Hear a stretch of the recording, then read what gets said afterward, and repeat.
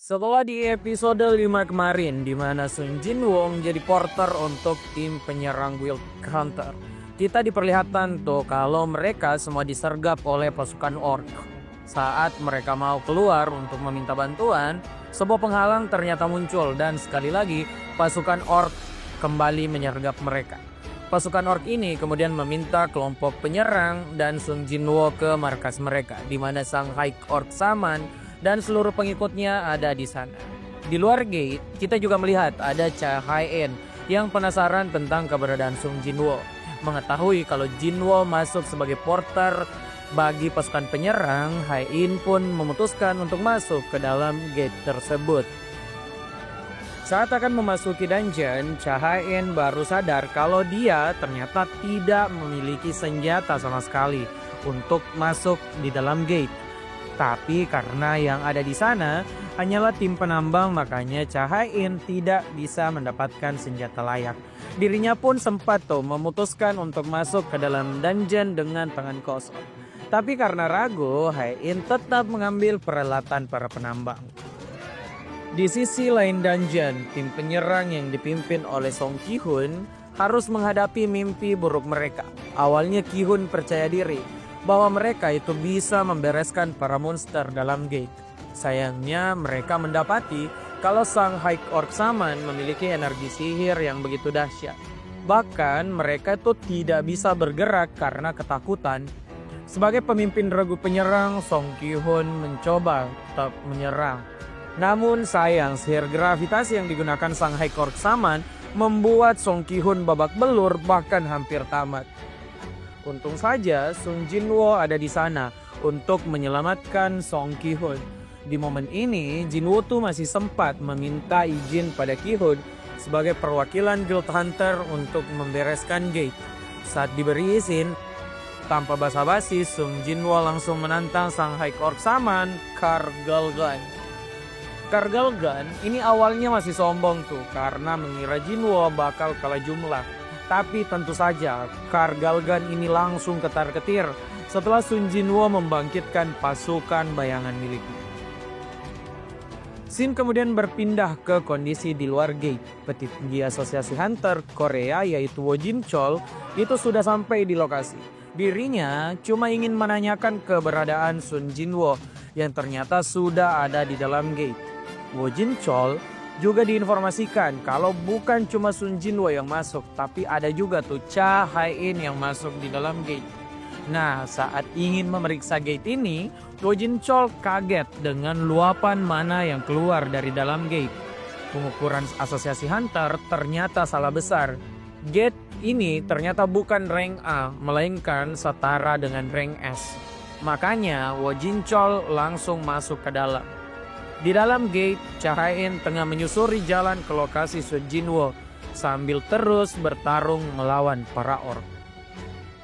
Kembali ke markas para orc, pertarungan sudah siap untuk terjadi. Sun Jinwoo langsung mengaktifkan skillnya, Domain of the Monarch, yang menaikkan kemampuan Shadow Army Sun Jinwoo mencapai 50%.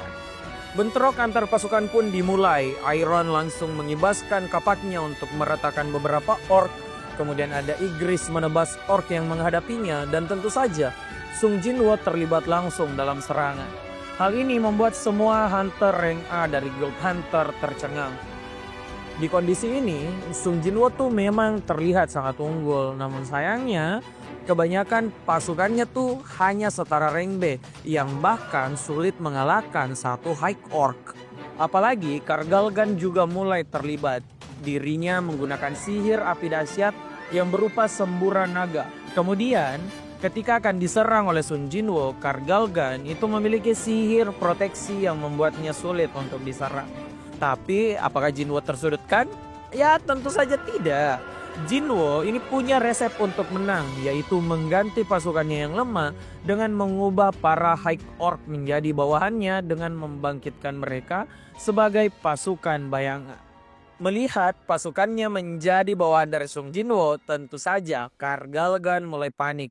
Bahkan saking paniknya, Kargalgan tuh sampai bingung tentang siapa yang memerintahkannya untuk menghabisi manusia dan berada di dalam gate tersebut. Tapi Itu semua jelas tidak penting sekarang. Dirinya jelas terancam oleh Sung Jinwoo. Makanya Kargalgan nih meminta seluruh jenderalnya untuk menyerang. Jenderal Sung Jinwoo juga memperlihatkan kekuatan mereka. Iron, Igris, dan Tank dengan mudah mengalahkan para jenderal Orc. Kargalgan yang merasa tersudutkan kemudian menggunakan berbagai macam sihir pelumpuh. Hunter yang ada di sana merasakan neraka baru saat indera mereka dihancurkan. Tapi sayangnya serangan Kargalgan ini tidak mempan pada Sung Jinwoo. Bahkan Sung Jinwoo ini makin mengejek Kargalgan dengan memberi Orb of Avarice pada maga tingkat rendah untuk menyerang Kargalgan dengan sihir api. Orb of Avarice ini memberi serangan telak pada sang Orc Shaman yang akhirnya menggunakan sihir baru lagi untuk menjadi raksasa dalam menghadapi Sung Jinwoo dan pasukan bayangannya. Di sisi lain ruangan ini, Cha Hae-in ternyata sudah sampai dan melihat pertarungan besar yang terjadi sambil mengkhawatirkan pasukan penyerang dari Guild. Kemudian pertarungan antar Sung Jinwoo dan Kargalgan berlanjut. Kargalgan mulai melakukan serangan sihir api dengan tubuh besarnya. Sayangnya dengan mudah serangan ini dihindari oleh Sung Jinwoo dan tepat menyerang mata sang pemimpin Orc. Di sini Jinwoo sekali lagi mengejek musuhnya dengan bilang tubuh besar dari Kargalgan malah bisa jadi sasaran empuk. Dari setiap serangan yang dilakukan Jinwoo, dia tahu tuh kalau daggernya makin tidak mempan untuk melawan raksasa. Makanya dengan percaya diri, Jinwoo menghantam Kargalgan dengan tangan kosong. Satu pukulan langsung tepar. Di sisi lain, ternyata bukan cuma Cha Hae-in yang menonton pertandingan ini. Wojin Chol dari Asosiasi Hunter sudah sampai cuma untuk tercengang. Bagaimana tidak tercengang, pertarungan Jinwoo yang terus berlanjut itu mempermudah, itu membuat Kargalgan dipermalukan dengan mudah. Bahkan saat terakhirnya Jinwoo membangkitkan semua jenderal Kargalgan hanya untuk mengeksekusi bos mereka. Setelah Kargalgan dikalahkan secara resmi, dungeon yang setara Rengges ini sudah selesai. Jinwoo tahu banget nih kalau drop item yang ada di sini tidak boleh diambil karena milik dari Guild Hunter. Tapi Jinwoo bukan pulang dengan tangan kosong karena dirinya membangkitkan Kargalgan. Kargalgan ini memberi info baru pada Jinwoo bahwa rank pasukannya itu bisa mencapai Elite Knight. Dan sekarang nama Kargalgan diubah menjadi Tusk. Setelah selesai bertarung, Jinwoo baru sadar dirinya tengah diperhatikan oleh semua orang, termasuk Cha Hae-in dan juga Wojin Chol. Karena panik kekuatannya sudah diketahui, Jinwoo berpikir untuk kabur. Nah, tahu kondisi ini sulit bagi Sung Jinwoo, Wojin Chol itu langsung mengambil tindakan dan menyuruh semua orang merahasiakan apa yang telah terjadi barusan. Hal ini jelas dihormati oleh semua orang. Kemudian sebelum keluar, selain merahasiakan apa yang terjadi, ketua regu penyerang dari Guild Hunter mengucapkan terima kasih pada Sung Jinwoo. Lalu bagaimana nih dengan Cha Hae-in? Waifu semua orang ini malah tertegun dengan kekuatan Jinwoo. Dirinya bahkan tidak sadar kalau masih memegang kapak tambang di tangannya yang membuat dirinya salah tingkah di depan member Guild Hunter. Setelah dungeon tadi, Ki-hun yang sudah mendapatkan kesembuhan itu kemudian memberi laporan pada Choi Jong-in, ketua dari Guild Hunter. Ki-hun mengatakan semua kekuatan dari Sung Jinwoo yang membuat Choi Jong-in itu menjadi merinding. Bahkan dirinya sempat menanyakan ke Ki-hun tentang siapa yang lebih kuat antara Choi Jong-in dan juga Sung Jinwoo. Ki-hun menjawab dengan jelas bahwa Sung Jinwoo merupakan one man army yang bisa menyelesaikan get rank A seorang diri. Sedangkan Choi Jong-in, pemimpinnya sendiri, itu jelas tidak bisa menyelesaikan get rank A sendirian. Keesokan harinya setelah laporan tadi, kehebohan terjadi di depan kantor Asosiasi Para Hunter. Di sana ada Lee Min Sung, artis terkenal yang ternyata menjadi hunter rank A. Pengumuman resminya akan terjadi hari ini, makanya banyak wartawan yang datang. Wartawan makin menggila karena dua hunter terkuat Korea Selatan juga muncul, yaitu Choi Jong-in dari Hunter Guild dan Baek Yun-ho, ketua dari White Tiger Guild. Keduanya tuh sempat dianggap datang untuk merekrut Lee Min-sung oleh Kim Tae-gyu, ketua dari Reaper Guild. Pernyataan Kim Tae-gyu ini itu langsung memicu emosi keduanya. Jinwoo yang berada di lokasi tentu saja tidak peduli apa yang terjadi di luar sana. Dia hanya ingin masuk ke kantor asosiasi. Tapi saat ingin masuk, dia malah diusir oleh pengawal Lee Min-sung. Tapi di sana ada ketua asosiasi Go Gun-hye yang menyatakan Sung Jinwoo adalah tamu khusus dari asosiasi. Setelah itu, pengamanan gedung pun diperketat tanpa mempedulikan siapapun termasuk Lee Min-sung. Di dalam gedung asosiasi, Choi Jong-in dan Baek Yun-ho sudah menunggu selama 1 jam untuk evaluasi dari Hunter Sung Jinwoo. Sebelum masuk, Hunter Sung Jinwoo diwajibkan memperlihatkan kekuatannya. Dia pun mengeluarkan cuma 1 bayangan yang lemah. Go Gun-hye tentu saja tidak puas dengan itu. Makanya dia sedikit memprovokasi Jinwoo.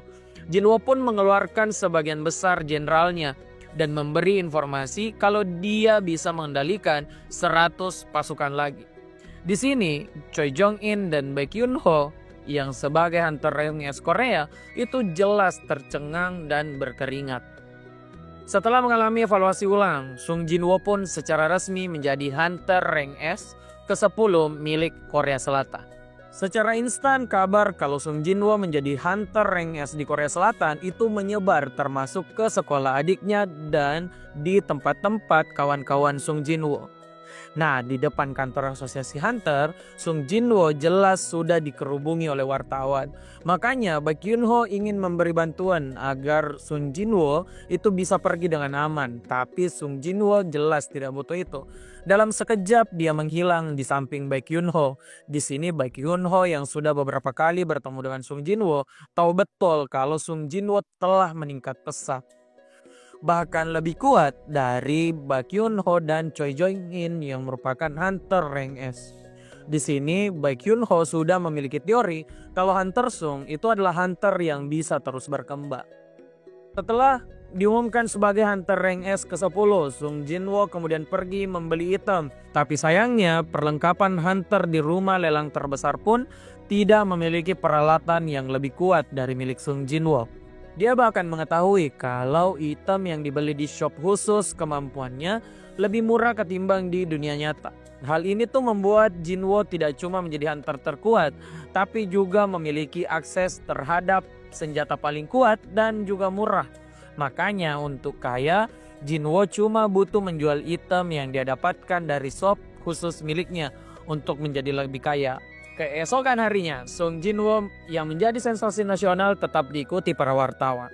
Jadi hidup Sung Jinwoo tuh sudah benar-benar sibuk. Makanya saat malam hari ketika adiknya tertidur, Jinwoo tahu kalau mulai sekarang dirinya akan makin sibuk dan bisa jadi adiknya akan dalam bahaya. Makanya Jinwoo menugaskan 1 bayangannya untuk menjaga Jin A. Bukan cuma itu, dia juga bahkan membuat penjagaan untuk seluruh tetangga di lingkungannya. Keesokan harinya, Jinwoo berangkat menyelesaikan sebuah misi. Misi kali ini adalah penaklukan dungeon Kastil Iblis. Sesampainya di dalam dungeon, Sung Jinwoo langsung mendapatkan notifikasi misi untuk mengalahkan Raja Iblis Baran yang berada di lantai paling tinggi. Nah sekarang Jinwoo pun masuk ke dungeon Kastil Iblis lantai 76. Di sini Jinwoo langsung mencoba kekuatan Tusk yang menerima Orb of Avarice. Tanpa diduga, hanya dengan 1 mantra sihir api, Tusk meratakan lantai 76. Nah, di sini adalah akhir dari prediksi atau spoiler solo leveling episode 6. Nantikan kami di spoiler berikutnya.